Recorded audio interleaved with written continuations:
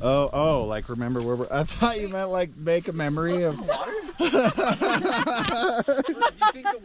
Is everyone This is fucking awesome. Does anybody have a long exposure camera? Yeah, everybody does, but not on them. I have a GoPro, but I don't know how to use it. Hello, friends and family. Thank you for tuning into my channel, Sucker for Side Quests. If you stumbled upon this, my name is Will Rockmore, and I'm apprehensively dipping my toes into content creation after many suggestions due to my unique lifestyle. I'm working hard on more content, which will delve deeper into more of that later, but as for now, I'm 40 years old and live in a Toyota Prius full-time. It affords me the ability to travel around North America doing hikes like the one in this video, 4-pass loop in the Maroon Bells Wilderness outside Aspen, Colorado. I love the lifestyle and aim to share on this channel how I make it happen and overcome the challenges. I film and edit all the content myself and am very amateur in learning as I go, so most of my videos will likely be unconventional. Sometimes they will be informative shorts, sometimes they will be documentary style, and ideally everything in between. The 4-pass loop in the Maroon Bells is one of the most popular hikes in North America, and for good reason. From waterfalls to 14,000-foot snow-capped mountain peaks to beautiful flowers and wildlife, it truly is one of the most beautiful places on Earth. The permitting system is almost as challenging to navigate and understand as the hike itself. Where are the large group campgrounds again? Lodging in Aspen is expensive and so is parking. There is a shuttle for $16 round trip that runs from Aspen Highlands to the trailhead and back from 8 a.m. to 3 p.m., May 24th through October 20th. Parking at Aspen Highlands where the shuttle picks up is $8 per hour, with a maximum of $42 per day on weekdays and a maximum of $48 per day on weekends. We decided to park in a nearby parking garage and take the free city bus to Aspen Highlands, and that ended up $12 per day, but has a 72-hour maximum. The shuttle does, however, pick up from the trailhead to take you back to Aspen Highlands until 5 p.m. If you miss the 5 p.m. shuttle because you don't wake up early enough to hike out, you'll be stranded at the trailhead with likely no service. 10 out of 10 do not recommend. Battling all these obstacles to make this happen is 1,000% worth it. If you're lucky enough to score a permit like we somehow did, definitely add this 26-mile loop to your bucket list. Links in the comments for more info planning. We decided to kibosh the campground we'd booked an hour outside of Aspen and instead stealth camp. The wind was treacherous and none of us got a wink of sleep by the time the 5 a.m. alarm went off to catch the 7 a.m. shuttle. 2 straight nights of little sleep before our hike made me grateful that I booked permits for a clockwise loop. The reason for this is we only had 5 miles to go on day 1, which gave us plenty of time to rest, acclimate, and put arguably the most challenging ascent of the loop, Buckskin Pass, at the end instead of the beginning. It also gave a straggler friend of ours who road tripped all the way from Idaho at the very last minute a much easier time finding us. Good job, Haley, aka Big Chunk. Thanks for joining us. We were all immediately overwhelmed by the insane beauty of this section of the Maroon Bells Wilderness. We came out of our campground and began the ascent up West Maroon Pass. Getting to the top of the pass brought intense euphoria for me with solid goosebumps head to toe, likely due to a mix of hiker's high, as I call it, and elevation high, pun intended. Eyes watering and a fire stoked inside, we made our way to Frigid Air Pass next. The ascent was brutal, considering this was our second 12,500 foot pass to cross in that single day. Extreme weather hit us on our descent, with grapple, hail, and rain testing our limits for the rest of the day.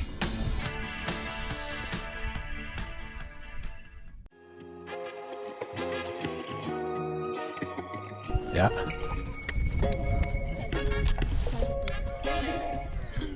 Hi. All right. Proud of you. High five. Very proud of you. Proud of you too. Thank you. You too.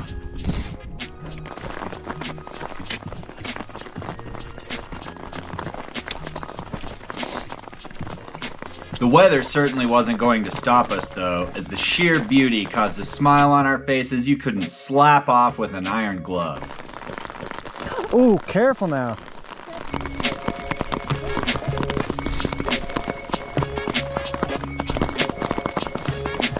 Oh, mama.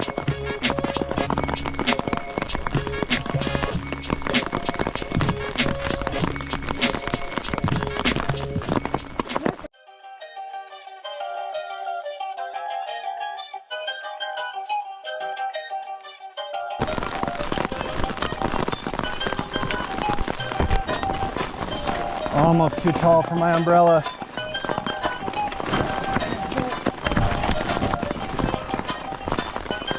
Woo! We battled the hail, we battled the rain, we battled the elevation, smiling through the pain of our aching joints. We eventually got to some dense tree cover where we stopped and had lunch. Y'all ready? No, ready for this. The hail let up, but the rain continued on from there. Come on up.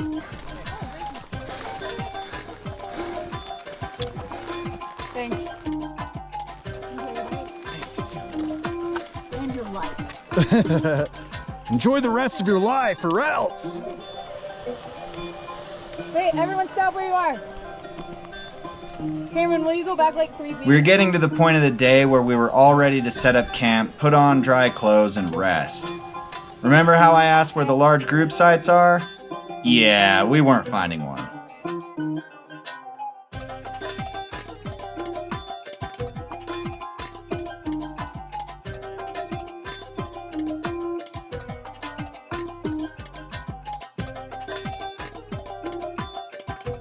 We did, however, get to a beautiful clearing with a sweeping view of the valley below us, complete with someone who already had a fire going.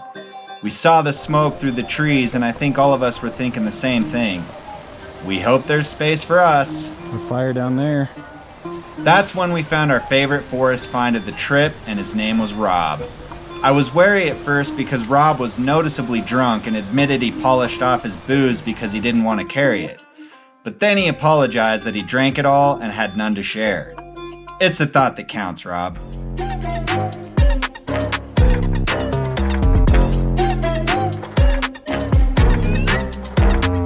While we didn't get footage of Rob, he's still worth mentioning because of his gracious invite to share his camp and fire, his very well-timed quips, and his legendary ability to tolerate our shenanigans. We miss you, Rob.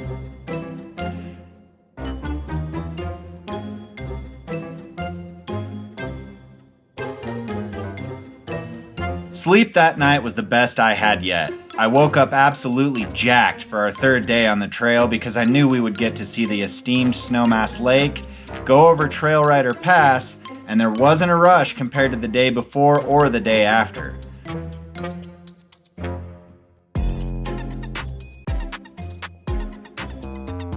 We only had one pass to go over and it wasn't far away, so once we got over it, we could take our time to our fourth campground. I made a big breakfast and coffee, took my sweet time packing up, and we got going. Little did I know, this would be the most difficult incline of the entire loop. Alright, that's gonna be the last one.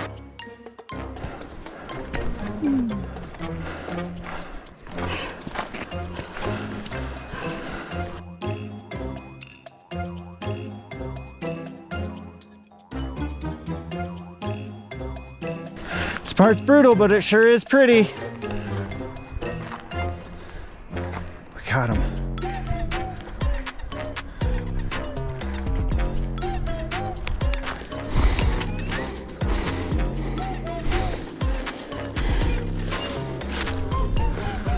If we don't interrupt each other twice more before then.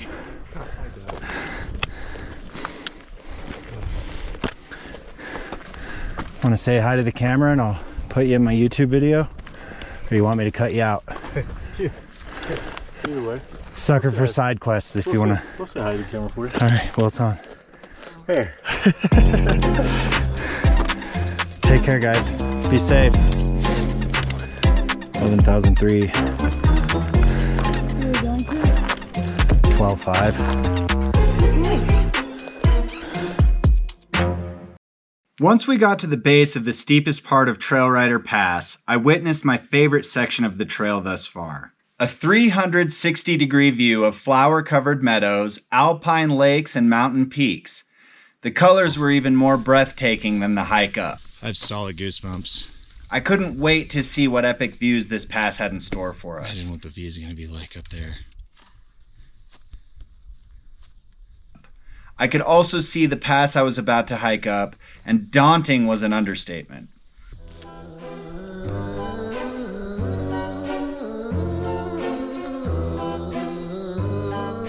I already knew that the views on this side of the pass were going to be mind-blowing, but I had no idea what I was about to experience.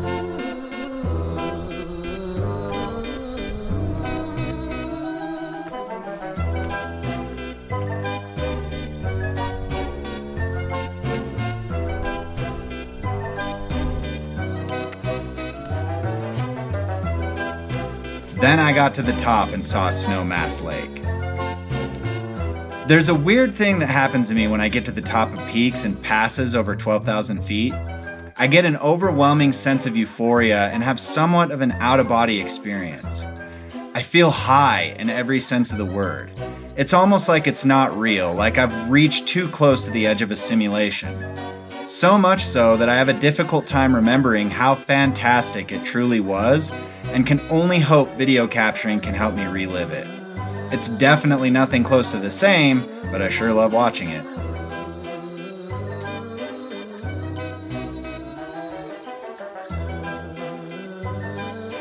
Descending Trail Rider Pass on the other side, I already had a new favorite section of the trail. Snowmass Lake and its backdrop appeared as if it was something designed straight out of the heavens. There was an interesting juxtaposition of wanting to get to it and not wanting the view above it to end. The former prevailed, however, as my aching joints were longing for what I was assuming was ice-cold water, considering the name.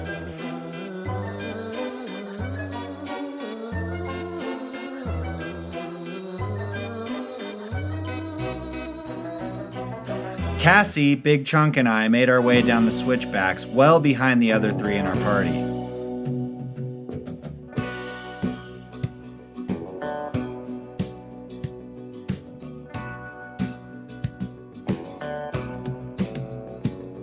I personally prefer hiking uphill more than downhill because I feel like I can find a good rhythm with my breathing and my stepping when going uphill. But downhill for thousands or even hundreds of feet across just a few short miles takes its toll on the bones.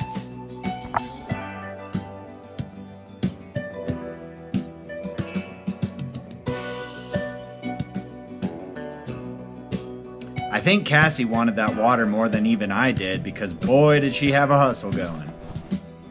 After lagging behind from taking everything in, filming, side questing, and overall lollygagging, I jogged a bit to catch up.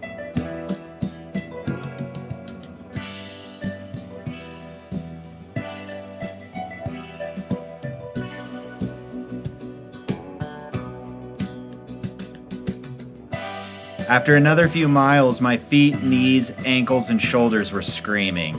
But we pushed, and the landscape somehow kept getting prettier.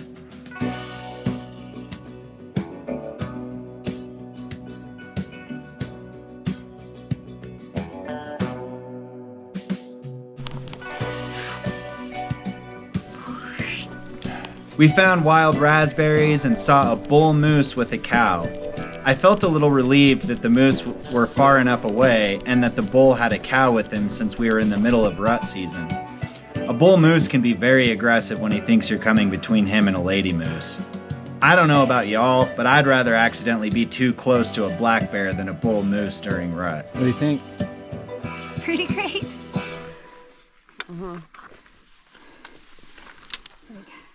Oh, and Cassie found herself about 20 feet from a black bear, which scurried off when it heard us coming. I get it, videos or it didn't happen, but you'll have to take my word for it this time, and I promise I'll be more prepared next time. You'll have to turn notifications on for my channel, wink wink.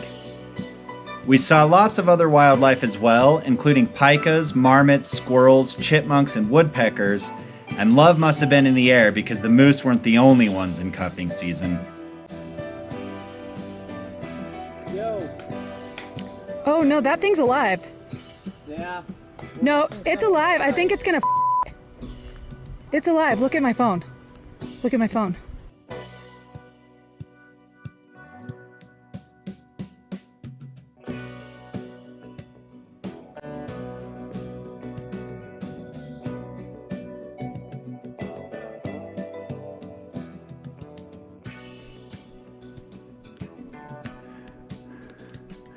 I love that, just like hot tub looking lake over there. How dope would that be if that was a hot spring?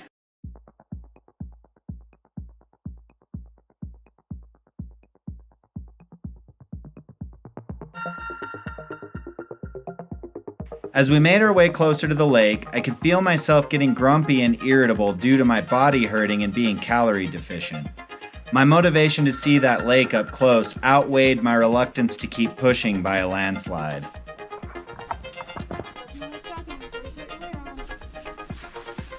What the f***, you guys? That's a landslide. Yeah. Please tell me those guys weren't under that. Everybody okay?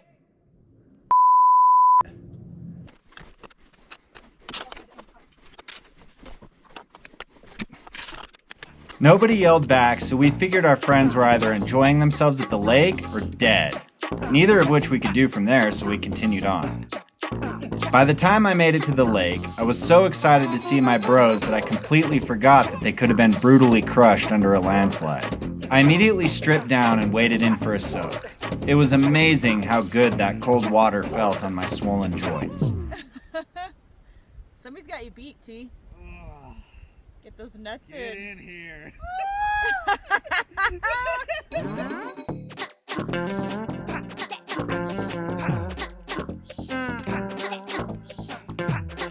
Completely revitalized, I attached my skivvies to the outside of my pack to let them dry and finished the day hiking commando. Sorry if that's TMI, but I did mention this channel is nothing if not honest. Day 3 was my favorite day due to all the wildlife we saw, the overwhelming beauty of the landscapes, and the amount of goofing around I was able to do since my pack was getting increasingly lighter.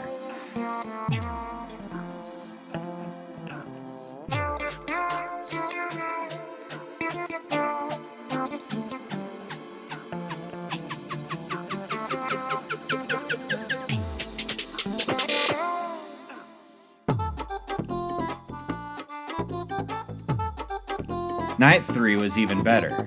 As we got closer to where we had planned on camping, a familiar voice beckoned from a clearing above us. Hey guys! It was Rob! Rob helped us find a place for all of us to camp, and we were able to have another fire. He joined us for dinner and tolerated our ridiculous shenanigans for one final night.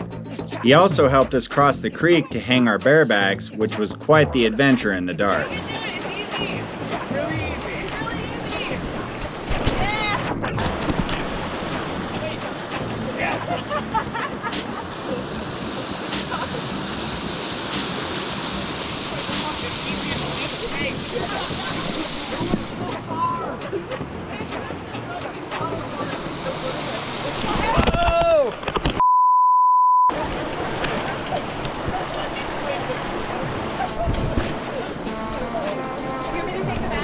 No, I got it.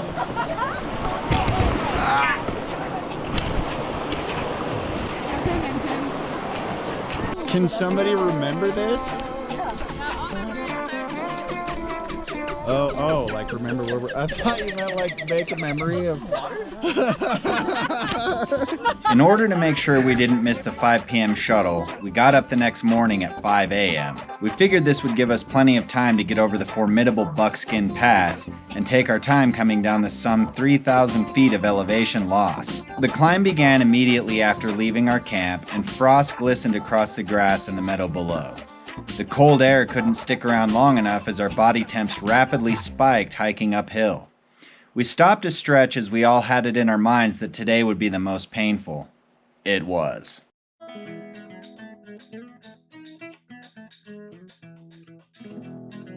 Say hi to the cam, fam. Hi, Cam, fam. Hi, Cam. Hi, Cam. The ascent up Buckskin Pass was tough, but it was nothing compared to the descent on the other side.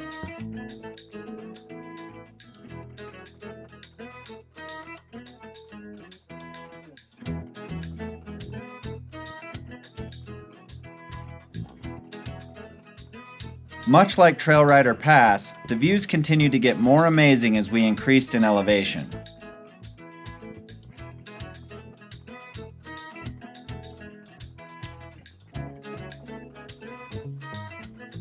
I kept stopping to take in the beautiful mountainous views.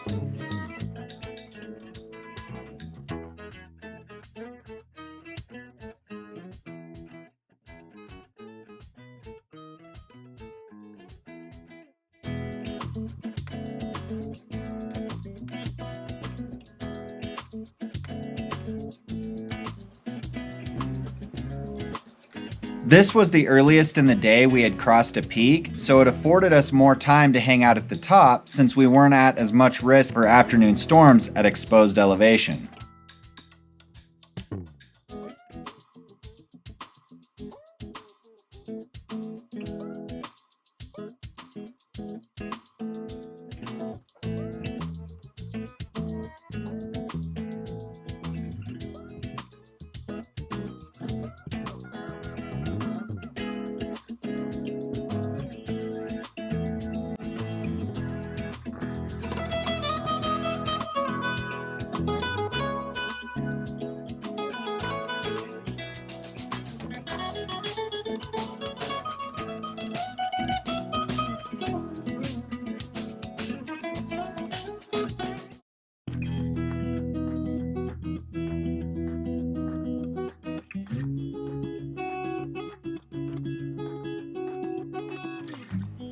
We hung out on the pass for a bit, soaking in the phenomenal 360-degree view before our treacherous descent.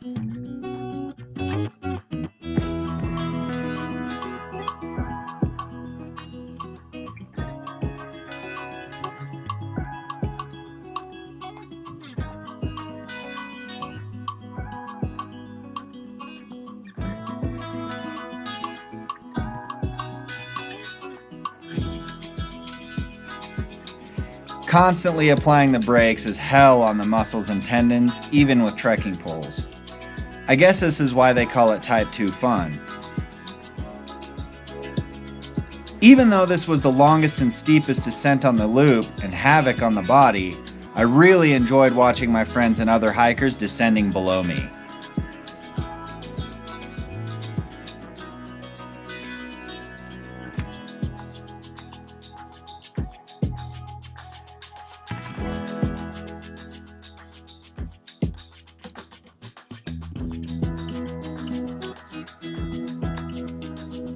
As we got below tree line, everything became lush and green, with creeks and wildflowers completely surrounding us.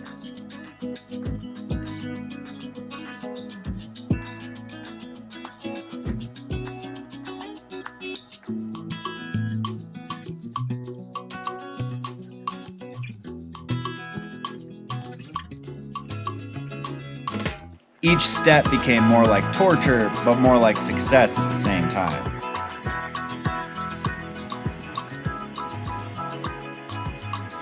When we reached the bottom, we became surrounded by dense aspen forest, and the trail got much busier with day hikers.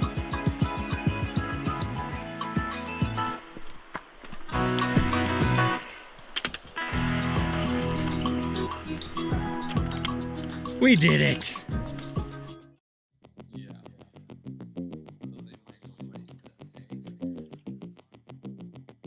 We showed the shuttle driver our boarding pass and headed on back out to get our car. It was also like 2 p.m., so we probably could have slept a little later, but that would have made the descent even more brutal in the heat of the day. We all agreed that this was the most amazing hike we'd ever done, and it's just the beginning of many more to come.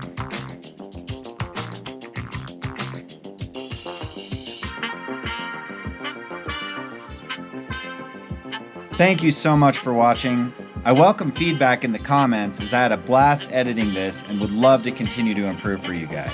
And as always, don't forget to like and subscribe and stay tuned for additional content. Say hi to the camera. Get you guys a little clip on my channel.